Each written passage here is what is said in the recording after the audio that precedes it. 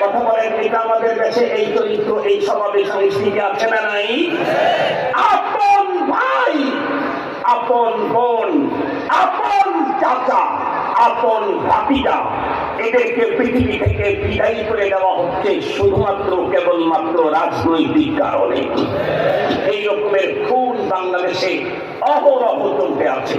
মুহতারাম হাজিরিন, আমাদের অন্তরে দল আর নেতার মহব্বত এত বেশি, আমরা নিজের চোখে অতীতে যেটা দেখেছি, আগামী দিনে এটা আমরা দেখতে চাই না।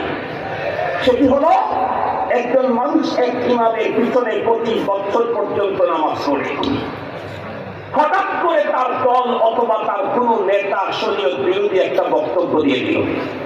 হুজুর যেহেতু ইমামতির চেয়ারে, সঙ্গত কারণে হুজুরকে তো কোরআন আর ইসলামের সঠিক কথাটা তুলে ধরতেই হবে, এটা তার নৈতিক দায়িত্ব। এই কারণেই তাকে চেয়ার দেওয়া হয়েছে। হুজুর যখন মেম্বারে স্টেজে ওই বক্তব্যটা যখন উপস্থাপন করলেন, যেটা তার নেতা অথবা দল উল্টা বলেছিল, সেটা কোরআন আর ইসলাম কি বলে এই কথাটা যখন বললেন, সাথে সাথে মাঝখান থেকে নেতার এবং দলের লোকেরা দাঁড়িয়ে গেল এবং অনেকে তো মাউথপিস পর্যন্ত টান দিয়ে বক্তাকে মারতে উদ্যত হয়েছে। অথচ গভীরভাবে সত্য করে বলেন, হুজুর কি তার নেতার বিরুদ্ধে বলেছে না হুজুর কোরআনের পক্ষে বলেছে? তার নেতা ধর্মের বিরুদ্ধে বলেছে। নেতা যখন ধর্মের বিরুদ্ধে বলেছে, দল যখন ধর্মের বিরুদ্ধে বলেছে, তখন ওই মুমিন মুসলমান নেতা তার সমর্থক দাঁড়াইতে পারে নাই। হুজুর যখন কোরআনের পক্ষে বলেছে, সেই কোরআনের পক্ষটা নেতার বিরুদ্ধে চলে গেছে, সাথে সাথে ওই লোকটা দাঁড়িয়েছে। বলতে দেখি, ও যদি ইমানদার হয় তাহলে মুনাফিক কোন দুনিয়ায়?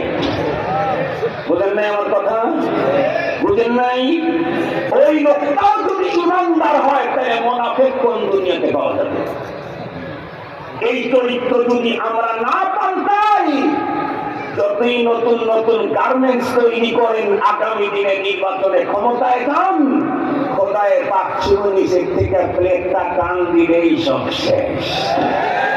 কথা বলেন, আল্লাহ তাআলা জমিনের নিচ থেকে প্লেটটা টান দিলেই, আর এই প্লেটকে টেনে হেসে নড়ানো সরানোর ক্ষমতা পৃথিবীর কোন ভূতত্ত্ববিদের আব্বারও নাই, দাদারও ছিল না।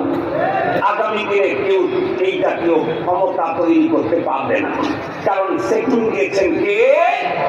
নড়ানো সরানো টোটাল ক্ষমতা তার হাতে।